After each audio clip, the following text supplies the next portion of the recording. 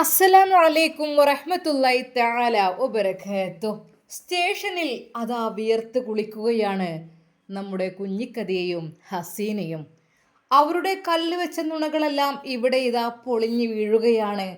അവർ കെട്ടിയുണ്ടാക്കിയ ആ ഒരു നുണക്കൊട്ടാരം ഇവിടെ തകർന്നടിയുകയാണ്. കാരണം അവർ തന്നെ സത്യം വിളിച്ച് പറഞ്ഞ് തുടങ്ങുകയാണ്. അവരുടെ ആ ഒരു ചീട്ടുകൊട്ടാരം തകർന്നടിഞ്ഞു വീഴുകയാണ്. ഹേയ് കുഞ്ഞിക്കതിയ, ഇങ്ങോട്ട് വരൂ. അങ്ങനെ അതാ മകൾ ഹസീനയെ ചോദ്യം ചെയ്യുന്ന റൂമിലേക്ക് കുഞ്ഞിക്കതിയെയും വിളിക്കുന്നു. നിങ്ങളുടെ മകൾ പീഡിപ്പിക്കപ്പെട്ടു അല്ലേ? അതെ സാറേ, എൻ്റെ മോളെ ഒന്നും രണ്ടും പ്രാവശ്യമൊന്നുമല്ല, പല വട്ടങ്ങളിലായിട്ട് ഓനെ പീഡിപ്പിച്ചിക്കണ്. എവിടുന്നാ പീഡിപ്പിച്ചത്? അതെ, ഓന് കാറിൽ കയറ്റിക്കൊണ്ടുപോകും, പിന്നെ കാറിൽ നിന്ന് പീഡിപ്പിച്ചിക്കണ്. അപ്പോൾ വീട്ടിൽ നിന്ന് പീഡിപ്പിക്കാൻ സ്ഥലമില്ലായിരുന്നു അല്ലേ? അപ്പോൾ വലിയ കൊട്ടാരം അത് സാറേ ഇപ്പോഴല്ലേ? അപ്പോൾ 5 വർഷം മുമ്പ് മാളിക മുകളിൽ നിന്ന് പീഡിപ്പിച്ചതോ? അതോ അത് ഉമ്മ. അവൾ എന്തോ ആംഗ്യം കാണിച്ചു. ബെസ്റ്റ്. അല്ല മോളെ, നിന്നെ കാറിൽ നിന്ന് അവൻ പീഡിപ്പിച്ചിട്ടുണ്ടോ? ഇല്ല, കാറിലൊന്നും പീഡിപ്പിച്ചിട്ടില്ല, വീട്ടിൽ നിന്നാണ് പീഡിപ്പിച്ചത്. Okay come on, yes. അപ്പോൾ രണ്ടുപേരുടെയും മൊഴി ഏകദേശം ഞാൻ എടുത്തു കഴിഞ്ഞു. ഞാൻ ചോദിക്കട്ടെ മിസ്സിസ് ഹസീന, നിന്നെ പീഡിപ്പിച്ചത് മാളിക മുകളിൽ നിന്ന്. ഉമ്മാനെയും പീഡിപ്പിച്ചിട്ടുണ്ടോ ഇവൻ? ഇന്നേന് കിട്ടൊന്നുമില്ല. ഓള് പൊട്ടത്തിയല്ലേ, ഓള് ചെറുപ്പത്തിൽ അങ്ങനെ ഓൻ്റെ തീന്ന് നിന്നെടുത്തിട്ടുണ്ടാവും. ഉമ്മ, ഞാനങ്ങനൊന്നും. ഓക്കെ. അപ്പോൾ രണ്ടുപേരും പറഞ്ഞത് ഒരാൾ കാറിൽ വെച്ച് പീഡിപ്പിച്ചു എന്ന് പറയുന്നു. അപ്പോൾ ഹസീന പറയുന്നു ഞാൻ കാറിൽ കയറിയിട്ടേ ഇല്ല. ഓക്കെ. മകള് പറയുന്നു റൂമിൽ പുതിയ വീട്ടിൽ വെച്ച് മാളിക മുകളിൽ വെച്ചാണ് പീഡിപ്പിച്ചത്. പക്ഷേ ആ ഒരു മാളിക വീട് 1 വർഷമേ ആയിട്ടുള്ളൂ, 5 വർഷം മുമ്പ് പീഡിപ്പിച്ചെന്നാണ് മകള് പറയുന്നത്. ഇതിലേതാണ് ശരി? ഏതാണ് യഥാർത്ഥത്തിലുള്ളത്? എന്നാൽ കുഞ്ഞിക്കതിയ അവളോട്, ഒരു പൊട്ടത്തിയെ, 1 കൊല്ലമില്ലായിട്ടുള്ളൂ കുടിയിരുന്നിട്ട്, അപ്പോത്തിന് അതിൻ്റെ 5 കൊല്ലം മുമ്പ് എവിടുന്നാണ് എനിക്ക് മാളിക മേടിച്ച് പോയിന് എൻ്റെ ഒപ്പം ഒറ്റക്ക്? എവിടുന്നാണ് പറയൂ, ഹസീന പറയൂ. മുകളിലത്തെ റൂമിൽ വെച്ചിട്ട്. ഓഹോ, 5 വർഷം മുമ്പ്. ഓക്കെ. അപ്പോൾ ഞാൻ ഒരു ഡൗട്ട് ചോദിക്കട്ടെ. ആദ്യമേ ഉള്ള വീടായിരുന്നോ ഈ വീട്, അതോ ഇപ്പോൾ ഉണ്ടാക്കിയതാണോ? അല്ലേ, മാളിക മുകളൊക്കെ ഉണ്ടെന്ന് പറഞ്ഞു, ശരിയാണ്. പക്ഷേ പണിയൊന്നും കഴിഞ്ഞിട്ടില്ല, തേച്ചിട്ടില്ല, നിലംപണി ഫ്ലോറിൻ്റെ പണി ചെയ്തിട്ടില്ല, മുറ്റം നന്നാക്കിയിട്ടില്ല, ഒന്നും ചെയ്തിട്ടില്ല. 5 വർഷം മുമ്പേ പണിത വീട്. അതിലേക്ക് സത്താർ അവളെ വലിച്ചിഴച്ച് കൊണ്ടുപോയി അവിടെ കൊണ്ടുപോയിട്ടാണ് ചെയ്തത് അല്ലേ? നിങ്ങളുടെ അതിന് മുമ്പുള്ള ഒരു രേഖാചിത്രം എനിക്ക് നോക്കണം. സാറേ, അവിടെ അതില്ലായിരുന്നു. ഇവൾക്ക് മാറിയതാണ്. ഇവൾക്ക് ചെറിയ കുട്ടിയല്ലേ, അവൾക്ക് ഓർമ്മ ഉണ്ടാവില്ല. ചെറിയ കുട്ടിയാണ്, നല്ല ബുദ്ധിയുള്ള കുട്ടി തന്നെയായിരുന്നു. എന്തിനാണ് നിങ്ങൾ ഇങ്ങനെയൊക്കെ? അപ്പോൾ സത്താർ നിരപരാധിയാണല്ലോ നിങ്ങൾ പറഞ്ഞ സ്ഥിതിക്ക്. കാരണം ഒന്നും തെളിവ് ഒക്കുന്നില്ല. അവൾ പറഞ്ഞതും തെറ്റാണ്, നിങ്ങൾ പറഞ്ഞതും തെറ്റാണ്. നിങ്ങൾ പറയുന്നു അവളെ മദ്രസയിലേക്ക് സ്കൂളിലേക്ക് മുമ്പ് കാറിലേക്ക് വിളിച്ചു വരുത്തി ആ ഒരു കാറിലേക്ക് കയറ്റിയിട്ടാണ് അവളെ എന്ത് ചെയ്യുന്നത്, അവളെ കൊണ്ടുപോയത്. അവൾ പറയുന്നത് മാളിക മുകളിൽ വെച്ച്. അപ്പോൾ രണ്ടുപേരുടെയും വെച്ച് നോക്കുമ്പോൾ രണ്ടുപേരും ഓക്കെ അല്ല. അതെ, പല നാൾ കള്ളൻ ഒരു നാൾ പിടി എന്നൊക്കെ പറഞ്ഞു കേട്ടിട്ടുണ്ട് അല്ലേ? അതൊക്കെ പ്രാവർത്തികമാകും എങ്ങനെ? നമ്മൾ തെറ്റ് ചെയ്യുമ്പോൾ നമുക്ക് തന്നെ അത് ഓട്ടോമാറ്റിക്കലി പറഞ്ഞില്ലേ. എന്താണ്, സത്താർ നിന്നെ പീഡിപ്പിച്ചോ ഇല്ലയോ? 1 മിനിറ്റ്. ഓക്കെ, ഞാൻ ഒരു കോൾ ചെയ്യട്ടെ. അപ്പോൾ തന്നെ അതാ ഷമ്മാസിനെ വിളിക്കുന്നു. ഹലോ, പിന്നെ സത്താറിൻ്റെ വൈഫില്ലേ ഇവിടെ? ഒന്ന് ഷമ്മാസ് ഒന്ന് ഇവിടെ എത്തിക്കുമോ സ്റ്റേഷനിൽ? Okay sir. അതെ സെലിത്ത, നിങ്ങളോട് സ്റ്റേഷൻ വരെ ഒന്ന് പോകാൻ പറഞ്ഞിട്ടുണ്ട്. ജസ്റ്റ് ഞാൻ കൊണ്ടാക്കി തരാം, ഒരു കയറിക്കോളി. അപ്പോൾ തന്നെ അതാ ഷമ്മാസ് അവരെയും കൊണ്ട് സ്റ്റേഷനിൽ എത്തിച്ചു. അവൾ ഭയന്നു. ഇനിയും എന്തിനെന്നെ വിളിപ്പിക്കുന്നു, എനിക്ക് പേടിയാണ്. സെലീന ഇവിടെ ഇരിക്കൂ. നിങ്ങളുടെ ഭർത്താവ് ഇവരെ പീഡിപ്പിച്ചു എന്നാണ് പറയുന്നത്. നിങ്ങളുടെ ഭർത്താവ് 5 വർഷം മുമ്പ് ഇവരെ പീഡിപ്പിക്കുവാൻ ചെന്നിരുന്നു ഒരു മാളിക വീട്ടിലേക്ക്. എൻ്റെ ഭർത്താവോ? അല്ല, വണ്ടിയിൽ വെച്ചായിരുന്നു. കുഞ്ഞിക്കതി ഇടപെട്ടു. കുഞ്ഞിക്കതിയോട് ഇവിടെ ചോദിച്ചിട്ടില്ല. ചോദിക്കുന്നവർ മാത്രം ഉത്തരം പറഞ്ഞാൽ മതി. ഈ കുട്ടി പറയുന്നത് 5 വർഷം മുമ്പ് അവളെ പീഡിപ്പിച്ചെന്ന്. അതിൻ്റെ പേരിലാണ് ഇപ്പോൾ ശിക്ഷ അനുഭവിക്കുന്നത്. നിങ്ങൾ ഒരാൾ പറയുന്ന ഒരാൾ പറയുന്നില്ല. തികച്ചും വ്യത്യസ്തമായ ഉത്തരങ്ങളാണ് കിട്ടുന്നത്. എന്താ ഹസീന, നിന്നോട് ആരാ ഇതിങ്ങനെ കെട്ടിച്ചമച്ച് പറഞ്ഞ് ഉണ്ടാക്കാൻ പറഞ്ഞത്? അത് പറയില്ലല്ലോ ഉത്തരം. കുഞ്ഞിക്കതിയാ, നിങ്ങളോട് ആരാണ് ഇത് പറയാൻ പറഞ്ഞത്? അല്ലേ, ഓള് മദ്രസക്കും സ്കൂൾക്കും പോകുമ്പോൾ ഓനിട്ട് കാറിലൊക്കെ പോകുന്നത് കാണാം. അപ്പോൾ പിന്നെ ഓളെ പഠിപ്പിച്ച് തരാമെന്ന് പറഞ്ഞിട്ട് ഓളെ കുറേ കാറിലോൻ കയറ്റിക്കണ്. അതൊന്നും പീഡനത്തിൽ പെടുന്ന കേസല്ല. അതൊക്കെ നിങ്ങൾ പ്രായപൂർത്തിയായതിനു ശേഷം നിങ്ങളുടെ ഇഷ്ടത്തിന് ഓരോന്ന് കൂട്ടു നിൽക്കും.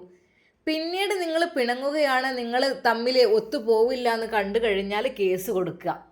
ഒരുവിധം ആളുകളുടെ എല്ലാം ഹോബികൾ ഇത് തന്നെയാണ്. അതായത് മറ്റൊന്നുമല്ല, നിങ്ങൾ അതുവരെ കൊഞ്ചിക്കുഴഞ്ഞും വളരെയധികം സ്നേഹത്തോടെയും ഒന്നായി തീരും. പിന്നീട് എന്തെങ്കിലും ഒരു പ്രോബ്ലം നിങ്ങളുടെ ഇടയിൽ വന്നു കഴിഞ്ഞാൽ അത് പീഡിപ്പിക്കലായി, ഉപദ്രവിക്കലായി. അങ്ങനെയല്ലേ യഥാർത്ഥ സത്യം? സാറേ, എൻ്റെ കുട്ടിയെ നല്ലോണം ഓൻ പീഡിപ്പിച്ചിക്കണ്. അത് മാത്രമല്ല, എൻ്റെ പിന്നാലെ ഓൻ കുറേ നടന്നിക്കണ്. ഞാൻ പറഞ്ഞു, എൻ്റെ അമ്മാൻ്റെ പ്രായം ഉണ്ടല്ലടാ, ഞാൻ ജിന്നെങ്ങനെ. വേണ്ട, കൂടുതലില്ലാത്ത ഒന്നും കെട്ടിച്ചമക്കണമെന്നില്ല. എന്തായാലും അവന് ചെയ്ത തെറ്റിന് ശിക്ഷ അനുഭവിച്ചു. ചെയ്ത തെറ്റെന്ന് വെച്ചാൽ നിങ്ങളുടെ മോളെ നിക്കാഹ് കഴിച്ചു എന്നോ വിവാഹം കഴിച്ചു എന്നുള്ളതാണ് ചെയ്ത തെറ്റ്. അതെമ്പാടും ആയിട്ടുണ്ട്. പിന്നെ കൂടുതലായിട്ട് നിങ്ങൾ എന്തൊക്കെയോ ഇനിയും ദുരൂഹതകൾ നിങ്ങളുടെ ഉള്ളിൽ മറഞ്ഞു കിടക്കുന്നുണ്ട്. അതെല്ലാം പുറത്തെടുക്കുക തന്നെ വേണം. സാറേ, ഞങ്ങൾക്ക് പരാതിയൊന്നുമില്ല, ഞങ്ങളിനി പോയിക്കോളാം. അതെങ്ങനെ? അല്ല സാറേ, ഞങ്ങൾക്ക് പരാതിയൊന്നും ഇല്ലായിട്ടാണ്, പോയി കഴിഞ്ഞു, പരാതിയൊക്കെ കഴിഞ്ഞു. പരാതി കഴിയാൻ വരട്ടെ. നിങ്ങളുടെ മകള് അവളെങ്ങോട്ട് പോയി, അതിനെക്കുറിച്ചുള്ള വിവരങ്ങൾ ഇനിയും കിട്ടാനുണ്ട്. ഇനിയും ഒരുപാടുണ്ട് നിങ്ങളുടെ ഉള്ളിൽ. നിങ്ങൾ എന്താണ് ഭയക്കുന്നത്? സാറേ, പരാതി 50 ലക്ഷം കിട്ടിയാൽ ഞങ്ങൾക്ക് 50 ലക്ഷം ഇല്ലാത്ത കേസുകൾ കെട്ടിച്ചമച്ചുണ്ടാക്കി നിങ്ങൾക്ക് 50 ലക്ഷം വേണമെന്ന് പറഞ്ഞ് ഒരുത്തനെ ജയിലിൽ കയറ്റുക അല്ലേ? നിങ്ങളുടെ ലക്ഷ്യം എന്താ? ആണുങ്ങളെ മുഴുവൻ ജയിലിൽ കയറ്റുക, ആണുങ്ങളെ മുഴുവൻ പീഡിപ്പിക്കുക. അതല്ല, നിങ്ങളുടെ ഭർത്താവ് ഇവിടെ? സാറേ, ഭർത്താവിൻ്റെ കഥയൊന്നും പറയണ്ട. ഭർത്താവ് വേറെ പെണ്ണും കുട്ടികളായിട്ട് നടക്കുകയാണ്. മൂപ്പര് ഞങ്ങളെ നോക്കരുമില്ല, ഞങ്ങളെ മാണ്ടേനൊന്നും വേണ്ട. ഞങ്ങളുള്ളിടത്തോളൊക്കെ നുള്ളിപ്പെറുക്കി വിറ്റ് അത് ഓൾക്ക് കൊണ്ടുപോയി കൊടുക്കുകയാണ്. മൂപ്പർക്ക് ഇപ്പോൾ എപ്പോഴും അതിൻ്റെ ഹോബിയാണ്, പെണ്ണ് കെട്ടി നടക്കുക. അപ്പോൾ നിങ്ങളുണ്ടാകുമ്പോൾ എന്തിനാ വേറൊരു പെണ്ണിൻ്റെ ആവശ്യം? നിങ്ങൾ തന്നെ ഉഷാറാണല്ലോ അത്യാവശ്യം. പൊന്നാര സാറേ, എന്താ ചെയ്യുക? അന്തിപ്പാതിരാക്ക് കയറി വരും, ഞാൻ ഇറക്കി വിടും. നട്ടപ്പാതിരാക്കി എവിടുന്നെങ്കിലും കയറിയേക്കാരെ ഞാൻ പറയും, എന്തിനാ നിങ്ങൾ എൻ്റെ അടുത്തേക്ക് വരുന്നേറി? ഏതേ പെണ്ണുങ്ങളൊപ്പം നടക്കേക്കാരെ. അവസാനം ഒന്നിനെ കെട്ടിയിക്കണേ. അതിൽ 2-3 കുട്ടികളുണ്ട്. എനിക്ക് കണ്ണെടുത്താൽ കണ്ടുകൂടാ. ഓഹോ, അങ്ങനെ അല്ലേ? എന്നാൽ അവരെ ഒന്ന് വിളിപ്പിക്കണം. പൊന്നാര സാറേ, ഓനെ വിളിപ്പിക്കല്ലേ നിങ്ങൾ? എനിക്ക് അതിനെ മുഖം കണ്ടുകൂടാ. മുഖം കണ്ടാൽ എറിഞ്ഞ് പൊളിക്കാൻ തോന്നും. അങ്ങനത്തെ ഒരു സാധനം എൻ്റെ ഭർത്താവ്, കള്ളൻ. എനിക്ക് കണ്ണെടുത്താൽ കണ്ടുകൂടാ. എന്താ സൗദ, നിൻ്റെ ഉപ്പയെ കുറിച്ചാണല്ലോ ഇത്രമാത്രം പറയുന്നത്? സെലീൻ അങ്ങോട്ട് മാറിയിരുന്നോളൂ കേട്ടോ, കുറച്ചുകൂടെ ഇവിടെ ഡിസ്കസ് ചെയ്യാനുണ്ട്. എന്താ പറയൂ. അത് ഉപ്പയും ഉമ്മയും വലിയൊരു ഇതിലൊന്നില്ലായിരുന്നു. അപ്പോൾ ഉപ്പ ഞങ്ങളെ വിട്ടു പോയി. നിങ്ങളെ വിട്ടു പോയതാണോ അതോ? പോയതാണ്. എന്നാൽ അവരൊന്ന് വിളിപ്പിക്കണം. വേണ്ട സാറേ, വിളിപ്പിക്കണ്ട. എനിക്ക് അയാളെ മുഖം തന്നെ കാണുന്ന ഇഷ്ടമില്ല. നിങ്ങൾ ഡൈവേഴ്സ് ആണോ? ഡൈവേഴ്സ് ഒന്നും അല്ല ഇക്കാരം. അവൻ നിനക്കറിയില്ല. മൂപ്പര് ഏതായാലും എൻ്റെ അടുത്തേക്ക് വരൂല. മൂപ്പര് വേറെ പെണ്ണും കെട്ടി നടക്കുക. അത് നടക്കട്ടെ. അപ്പോൾ നിങ്ങൾ എന്തുകൊണ്ടാണ് കല്യാണം കഴിക്കാൻ കാരണം? നിങ്ങളുടെ സ്വഭാവ മോശം കൊണ്ടാണല്ലോ. പെട്ടെന്ന് അസീന പറഞ്ഞു, അതും ഉമ്മപ്പാനെ ഇറക്കി വിട്ടാണ്. ഓഹോ, അപ്പം സത്യം നിങ്ങളുടെ വായിൽ നിന്ന് തന്നെ വന്നു. നിങ്ങൾക്ക് എന്ത് ആണുങ്ങളോട് ഇത്ര വൈരാഗ്യം? ഇനിയിപ്പോൾ ഏതാ നിങ്ങൾ അടുത്ത കക്ഷി? അതൊക്കെ ഉണ്ട്. നല്ല മട്ടത്തിന് ഇതേപോലെ പോവുകയാണെങ്കിൽ കുഴപ്പമില്ല. അതല്ല, വല്ല പിഴവും വരികയാണെങ്കിൽ അപ്പം ഞങ്ങൾ കേസ്. അപ്പം നിങ്ങൾ കേസ് കൊടുത്തും ജയിലിൽ കയറ്റിയും ആൾക്കാരങ്ങോട്ട് ശീലയക്കണ്. നിങ്ങളെ വിചാരം പെണ്ണുങ്ങൾ എന്ത് പറഞ്ഞാലും അതിനനുസരിച്ച് കോടതിയും പോലീസും വക്കീലൊക്കെ നിങ്ങൾക്ക് അനുകൂലമായി നിൽക്കും എന്നുള്ളതാണ്. പക്ഷെ നിൽക്കുമായിരിക്കും. പക്ഷെ ഞാനിവിടെ ഉള്ളിടത്തോളം കാലം അതിന് സമ്മതിക്കൂല. യഥാർത്ഥ തെളിവടക്കം കിട്ടിയെങ്കിൽ മാത്രമേ ഞാൻ കേസെടുക്കുള്ളൂ. അല്ലാതെ ഒരിക്കൽ പോലും നിങ്ങൾ എന്തെങ്കിലും പറയുന്നുണ്ടെന്ന് വിചാരിച്ച് അപ്പക്കപ്പം കേസ് ഫയർ ചെയ്യാനൊന്നും എന്നെ കിട്ടില്ല. അത് കുറച്ച് കാര്യങ്ങൾ കൂടി നിങ്ങളിൽ നിന്ന് എനിക്ക് പഠിക്കാനുണ്ട്. നിങ്ങൾ ആളത്ര പോരാ. പറയണം എവിടെ മോളെവിടെ. അടുത്ത ക്വസ്റ്റ്യൻ അതാണ്. ഹസീന അങ്ങോട്ട് മാറിയിക്ക്. പൊന്നു സാറേ, ഓള് പോയതൊന്നും കണ്ടിട്ടില്ലേ ഞങ്ങൾ? അല്ല, സത്താറിനെ കുറിച്ചുള്ള കേസിൽ തീരുമാനം? അത് സാറേ, എനിക്ക് ഓർമ്മയില്ല അതെന്തൊക്കെയാണ് പറഞ്ഞത്. എൻ്റെ വിചാരം കാറിലും അങ്ങനെ പോകുമ്പോൾ എൻ്റെ മോളെ കയറ്റി പീഡിപ്പിക്കാതിരിക്കുകയാണ്. പിന്നെ ഓള് സ്വപ്നം കണ്ടതേറ്റേക്കും എൻ്റെ കുട്ടി. അല്ലാതെ ഇപ്പം എങ്ങനെ? ഓള് 5 കൊല്ലം മുമ്പ് എന്ന് വെച്ചാൽ ചെറിയ കുട്ടിയല്ലേ കാരം. പിന്നെ അന്ന് ആ പെരയും കൂടി ഞങ്ങൾ ചെറിയ ഒരു പെരയും കൂടി ഞാനും എൻ്റെ കുട്ടികളും തന്നെ അതിൻ്റെ ഉള്ളിൽ. അല്ലാതെ ഇപ്പം അതിൻ്റെ ഉള്ളിലേക്ക് സത്താറൊന്നും വന്നിട്ട് എനിക്കൊരു ഓർമ്മയൊന്നുമില്ല. ഓക്കെ അങ്ങനെ പുറത്ത് വരട്ടെ. സത്യങ്ങൾ മണിമണിയായി പുറത്ത് വന്നില്ലെങ്കിൽ ഇതാ നഖത്തിനുള്ളിലൂടെ ഇതാ കണ്ടോ, ഇങ്ങോട്ട് നോക്കി. പെട്ടെന്ന് അതാ നജീബ് സാർ അതെടുത്ത് കാണിച്ചു. സാറേ പൊന്നാറ് സാറാ, ഒന്നും എടുക്കല്ലേ നിങ്ങൾ. പിന്നെ ആ കസാരയിൽ 2 കൈകളും കാലും കെട്ടിയിട്ട് അടിച്ചാണ് അടുത്ത സത്യം പറയിപ്പിക്കണത്. സാറേ അങ്ങനെ ചെയ്യല്ലേ, നിങ്ങൾ അങ്ങനെ ചെയ്യല്ലേ. ചെയ്ത് കഴിഞ്ഞാൽ പിന്നെ ഞങ്ങളുടെ സ്ഥിതി എന്താ? ഒരുപാടുണ്ട്. എന്നാൽ ഈ സമയം നജീബ് അതാ ഷഹർബാനോട് പറഞ്ഞു. ഷഹർബാൻ, ആ സർ. പിന്നെ ഇവരുടെ ആ ഒരു കുറിപ്പ് അതൊന്ന് ജസ്റ്റ് ഒന്ന് ഫയൽ ചെയ്തേക്കൂട്ടോ.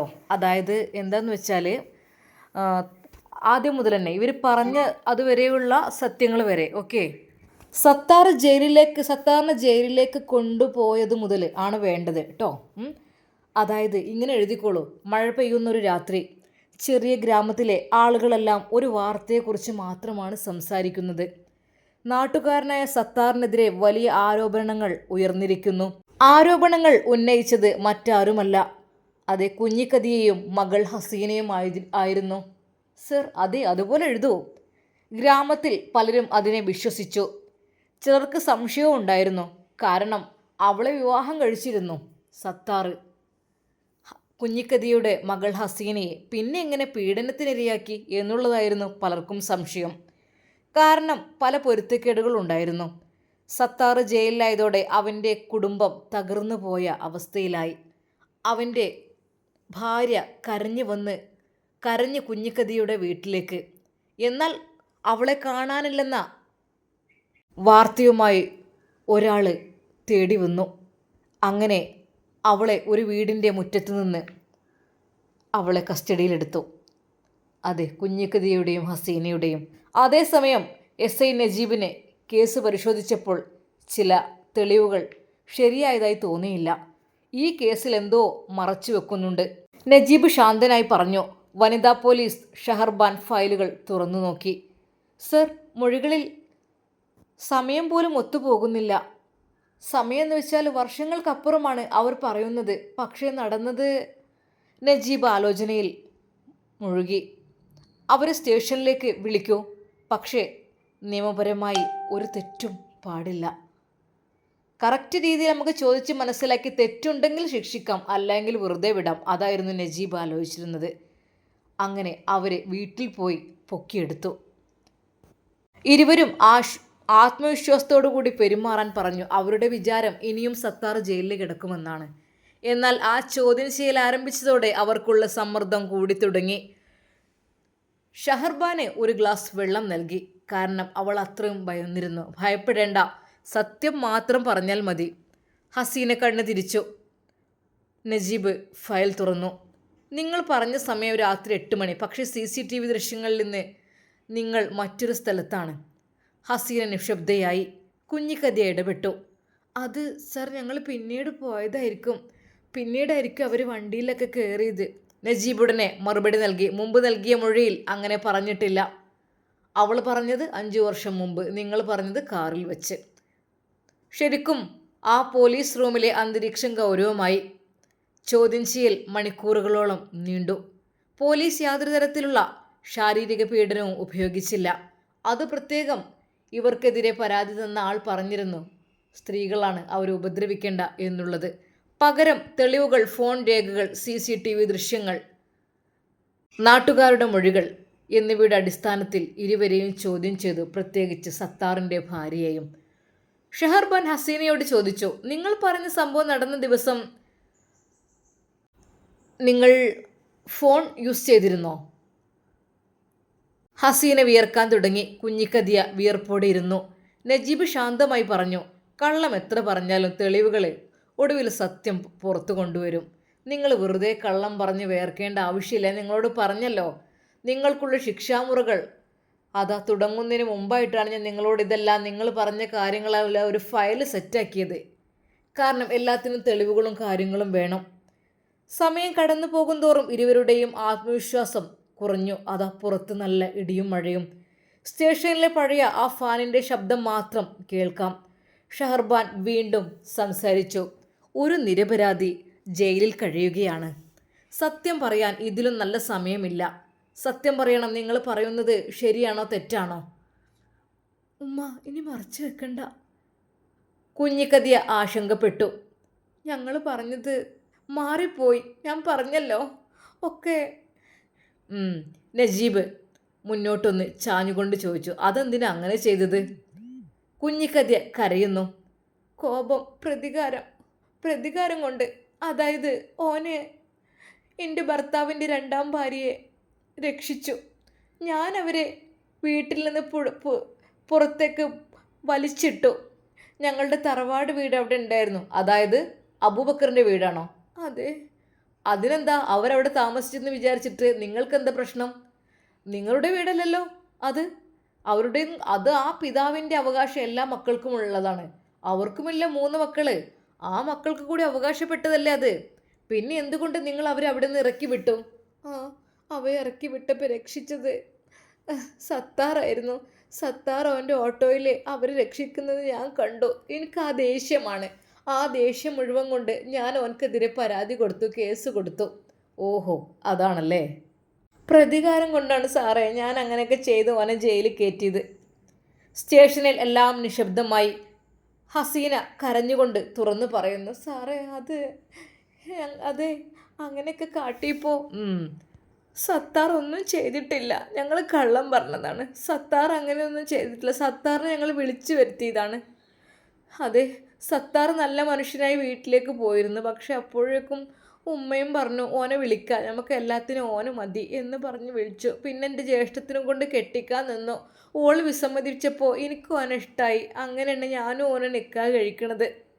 ഷഹർബാൻ ദീർഘനിശ്വാസം വിട്ടു. നജീബ് ഉടനെ മൊഴി രേഖപ്പെടുത്തി. നിയമപ്രകാരം തുടർ നടപടികൾ ആരംഭിച്ചു. സത്താറിൻ്റെ പേരിലുണ്ടായിരുന്ന തെറ്റായ ആരോപണങ്ങൾ പിൻവലിക്കപ്പെട്ടു. എന്നാൽ നജീബ് സാർ അവരോട് പറഞ്ഞു, അതെ, ഞങ്ങൾ ഈ ഒരു സ്റ്റേഷനിൽ വന്ന് സത്യം പറയിപ്പിക്കാൻ പല രീതിയിലുള്ള നടപടികളും ഞങ്ങൾ സ്വീകരിക്കും. കാരണം എന്താണെന്ന് വെച്ചാൽ ഒരുപാട് അവസരങ്ങളുണ്ട് നിങ്ങളെന്തും പറയിപ്പിക്കാൻ. പക്ഷേ നിങ്ങളെ പ്രത്യേകം കൂടുതലായി വേദനിപ്പിക്കേണ്ട എന്ന് പറഞ്ഞതുകൊണ്ട് മാത്രമാണ് നിങ്ങൾക്ക് ഇത്രയും ഇളവ് തരുന്നതെങ്കിലും നിങ്ങൾക്ക് സത്യം പറയും. ഇപ്പോഴും അവസരം നിങ്ങൾക്ക് തരികയാണ്. സത്യം പറയിപ്പിക്കാൻ വേണ്ടിയിട്ട് ശിക്ഷാമുറകൾ പല രീതിയിലുണ്ട്. ഒരു കാലത്ത് പീഡനം, മർദ്ദനം, ഭീഷണി, വൈദ്യുത ഷോക്ക്, ഉറക്കമില്ലാതെ വയ്ക്കൽ പോലുള്ള കാര്യങ്ങളൊക്കെ നടത്തിയിരുന്നു. പക്ഷേ ഇപ്പോഴതൊന്നും ഞങ്ങൾ ചെയ്യാറില്ല. എന്തിനാണ് വെറുതെ ആളുകളെ വിഷമിപ്പിക്കുന്നത്? നിങ്ങൾ ചെയ്ത ആ ഒരു തെറ്റുകുറ്റങ്ങൾ നിങ്ങൾ തന്നെ അത് ഓപ്പണായി പറഞ്ഞു കഴിഞ്ഞാൽ നിങ്ങൾക്ക് ഇതിൽ നിന്ന് രക്ഷപ്പെടാം. പക്ഷേ യഥാർത്ഥത്തിൽ പോലീസ് അന്വേഷണത്തിൽ ഉപയോഗിക്കുന്ന നിയമാനുസൃത രീതികൾ ഇവയൊക്കെയാണ്. പിന്നെ നഖത്തിനിടയിലൂടെ സൂചി കുത്തിക്കയറ്റുന്ന സ്വഭാവം വരെ ഉണ്ടായിരുന്നു. എന്തായാലും ഇപ്പോൾ തെളിവുകൾ തമ്മിൽ താരതമ്യം ചെയ്തുകൊണ്ടും CCTV ദൃശ്യങ്ങൾ പരിശോധിച്ചുകൊണ്ടും ഫോൺ കോളുകളും ലൊക്കേഷനുകളും പരിശോധിച്ചുകൊണ്ടും വേർതിരിച്ച് ചോദ്യം ചെയ്യൽ കൊണ്ടും ഒരേ ചോദ്യങ്ങൾ വ്യത്യസ്ത സമയങ്ങളിൽ ചോദിക്കൽ കൊണ്ടും മാനസിക സമ്മർദ്ദം സൃഷ്ടിക്കുന്ന അന്വേഷണ രീതി കൊണ്ടും ഭീഷണിയല്ല, നിങ്ങളെ ഞാൻ കുറേയൊക്കെ എടുത്തു. സാക്ഷിമൊഴികൾ തമ്മിൽ പൊരുത്തമില്ലാത്തത് കൊണ്ടും നിങ്ങൾ പറഞ്ഞത് പരസ്പരം വ്യത്യാസമുള്ളതുകൊണ്ടും ഒരിക്കൽ പോലും നിങ്ങൾ പറഞ്ഞത് ശരിയല്ല എന്നുറപ്പായി. കോടതിയിൽ മൊഴി രേഖപ്പെടുത്താൻ പലതും പറയാൻ പറ്റില്ല, ഒന്നേ പറയാൻ പറ്റുള്ളൂ. പിന്നെ ജയിൽ ശിക്ഷ അനുഭവിക്കുന്നവർക്ക് നിയമപരമായ അവകാശങ്ങളുണ്ട്. തന്നെക്കുറിച്ച് ആരെങ്കിലും എന്തെങ്കിലും അപവാദങ്ങൾ പറഞ്ഞ് പരത്തി കഴിഞ്ഞാൽ അവർക്ക് തിരിച്ചും അത് നിങ്ങൾക്ക് ശിക്ഷ ബാധകമാവട്ടോ. ഒരുപക്ഷെ നിരപരാധിയായ അവനെ നിങ്ങൾ ജയിലിൽ കയറ്റിയത് കൊണ്ട് നിങ്ങൾക്കും അത് തിരിച്ചടിക്കാൻ ചാൻസ് ഉണ്ട്. എന്താ വേണ്ടത്? പിന്നെ നിങ്ങൾക്കുള്ള അടുത്ത ക്വസ്റ്റ്യന് ഇതുവരെ ഉത്തരം കിട്ടിയിട്ടില്ല. സൗദ എന്ന നിങ്ങളുടെ ആ ഒരു സഹോദരി എവിടെ പോയി? എങ്ങോട്ട് പോയി? നിങ്ങളുടെ മകൾ എങ്ങോട്ട് പോയി? സാറേ, ഞങ്ങൾ കണ്ടിട്ടില്ല. അതെ കുഞ്ഞിക്കതിയ, നിങ്ങൾ എന്നേക്കാൾ എത്രയോ പ്രായത്തിന് മൂത്തതാണ്. പക്ഷേ നിങ്ങൾ ഇത്രമാത്രം കളവ് പറയുന്ന എനിക്ക് അല്പം വിഷമം തോന്നുന്നു. കാരണം സ്വന്തം മോളാണ് നിങ്ങൾ ഇറങ്ങിപ്പോയത് കണ്ടില്ലെന്ന്. അതും ഭ്രാന്തം എന്താ പറഞ്ഞ് കയ്യും കാലൊക്കെ കെട്ടിയിട്ട രീതിയിൽ സുഖമില്ലാത്ത കുട്ടി എന്നൊക്കെ പറഞ്ഞിരുന്നു നിങ്ങൾ. അവൾ അങ്ങനെയായിരുന്നു എങ്ങോട്ട് പോയത്. ഒരിക്കലും നിങ്ങൾക്ക് അറിയാത്ത സ്ഥലത്തേക്ക് അവൾ പോയിട്ടില്ല. സത്യം പറയണം. അവരെ ഒറ്റയ്ക്കിരുത്തി നല്ല രീതിയിൽ ക്വസ്റ്റ്യൻ ചെയ്യുകയാണ്. രണ്ടുപേരെയും വിട്ടിട്ടില്ല. തലങ്ങും വലങ്ങും ഷഹർബാനും നജീബും ക്വസ്റ്റ്യൻ ചെയ്യുകയാണ്. കാരണം അവരുടെ ആ ഓരോ പോക്രിത്തരങ്ങൾ അതെല്ലാം പുറത്തു കൊണ്ടുവരണം എന്നതാണ്. അവർ പറയുന്നില്ല. എന്തൊക്കെയോ ദുരൂഹ സാഹചര്യങ്ങൾ ഒഴിഞ്ഞു കിടക്കുന്നുണ്ട്.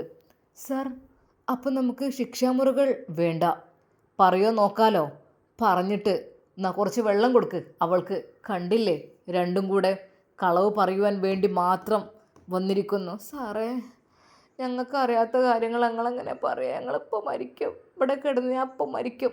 അതെ, ഇങ്ങനത്തൊക്കെ മരിച്ചു പോയതിനും വലിയ പ്രശ്നം തോന്നില്ല. പക്ഷെ ഞങ്ങൾ ഒന്നും ചെയ്യുന്നില്ല. ഇതിൻ്റെ കറക്റ്റ് തെളിവ് കിട്ടാതെ ഞങ്ങൾ എന്ത് ചെയ്യും? എന്നാൽ ഈ സമയം ഷമ്മാസിനെ വിളിക്കുന്നു. ഹലോ, പിന്നെ അവരുടെ ഒരു മകള് അവർ അകത്തുണ്ടായിരുന്നു എന്ന് തന്നെ സെലീന എന്ന ആ സ്ത്രീ പറഞ്ഞത്. അതുകൊണ്ട് അവരിപ്പോൾ എവിടെയാണ്, എന്താണ്, ഏതാ ഒന്നും അറിയുന്നില്ല, ഇറങ്ങിപ്പോയി എന്നൊക്കെ പറയുന്നത്. പക്ഷേ ഇവർക്ക് അറിയില്ല എന്നാണ് പറയുന്നത്. അങ്ങനെ അവ വിശ്വസിക്കാൻ അല്പം പ്രയാസമുണ്ട്. എന്നാൽ ഷമ്മാസ് പറഞ്ഞു, സർ, പിന്നെ അവർ സാധാരണ ഒരു മനുഷ്യരുടെ രൂപത്തിൽ അവരെ കൂട്ടാൻ പറ്റില്ല. കാരണം കസ്വത്തുൽ കൽബാണ് സാറേ. സ്വന്തം ഭർത്താവിനെ വരെ ഇറക്കി വിട്ടതാണ് അവർ. അതുകൊണ്ട് തന്നെ എന്താ അറിയാം, അവരെന്താ പറയുന്നത്, അവരെക്കാരും മേലെ ഒന്നുമില്ല എന്നുള്ളൊരു രീതിയാണ്. ഭയങ്കര എന്തെനിക്ക് പറയാൻ കഴിയുന്നില്ല. അതുകൊണ്ട് സാറേ അങ്ങനെയൊന്നും സത്യം പറയൂല. സൗദിയെ കാണാനില്ല എന്നുള്ള വിവരം അറിഞ്ഞതോടുകൂടി ഐഷമ്മയും ഭയങ്കര കരച്ചിലായി. പടച്ചോനെ, എന്താ ഇനിയിപ്പോൾ ഞാൻ ചെയ്യുക? ഇവളിത് എവിടേക്കോ പോയി. മറ്റേതോളം ഉമ്മാൻ്റെ അടുത്ത് ഉണ്ട് എന്നുള്ളൊരു ചിന്താഗതി, ഒരു മനസ്സമാധാനം ഉണ്ടായിരുന്നു. ഇതിപ്പോൾ ഇനിയിപ്പോൾ എന്താ കാട്ടുക? നവാസിൻ്റെ കുഞ്ഞിനെ വാരിയെടുത്തു സൗദ. പൊന്നു മോനെ, കുട്ടിൻ്റെ ഉമ്മച്ചി ഇത് എവിടെ? കുട്ടിൻ്റെ ഉമ്മച്ചി എവിടെ എന്നാവോ റബ്ബേ? എൻ്റെ കുട്ടിക്ക് അതിനുള്ള ഭാഗ്യമില്ലല്ലോ. ഏതായാലും ഉമ്മയില്ല, ബാപ്പയില്ല, എന്താ അപ്പം ചെയ്യുക? എന്നാൽ ഈ സമയം അതാ നവാസ് വിളിക്കുന്നു ഉമ്മയുടെ ഫോണിലേക്ക്. ഹലോ മോനെ. ഉമ്മ അസ്സലാമു അലൈക്കും. വലൈക്കും അസ്സലാം. മോനെ. എന്തോ ഉമ്മ? മോനെ, എടാ സൗദനെ കാണാനില്ലല്ലോ. ഓൾ എവിടേക്ക് പോയാവോ? സൗദനെ കാണാനില്ലെന്നോ? അവർ വീട്ടിലുണ്ടാവും. അല്ല അവിടെ ഇല്ല. അവിടുന്ന് ഓലൊക്കെ പോലീസ് കൊണ്ടേക്കണല്ലോ. പോലീസോ?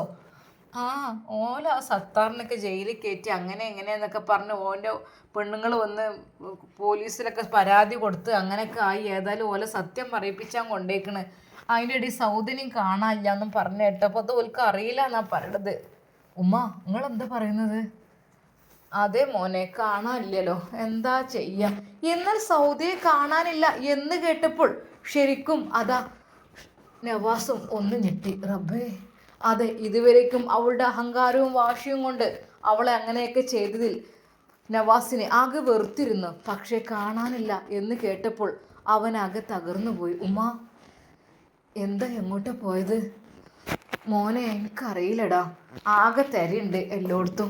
വല്ലാത്തൊരു പുതുമ തന്നെയാണ്. അവളുടെ ഫോണിൽ ലൊക്കേഷനും കാര്യങ്ങളൊക്കെ ഉണ്ടാവും. അതിന് ഫോൺ ഓളെടുത്ത് ഇല്ലല്ലോ. ഫോൺ എവിടെ? ഉമ്മ, ഫോണുമായി അവൾ എവിടെ പോയില്ല. അതിന് ലൊക്കേഷൻ കിട്ടും ഉമ്മ. അതിന് പൊന്നാര കുട്ടിയെ ഫോൺ ഇല്ലല്ലോ. ഫോണ് ഒന്നും മോളെ കയ്യിലൊന്നും ഞാൻ കണ്ടിട്ടില്ല. എവിടെ വെച്ചിട്ടിരിക്കണ ഫോണും കാര്യമൊക്കെ? അതൊക്കെ ഉണ്ടാകുന്ന തന്നെയാവോ? ഒരു നിമിഷം നവാസ് അപ്പോൾ അവളുടെ അക്കൗണ്ടിലേക്കല്ലേ ഈ ക്യാഷ് എന്തൊക്കെ കയറി പോകുന്നത്.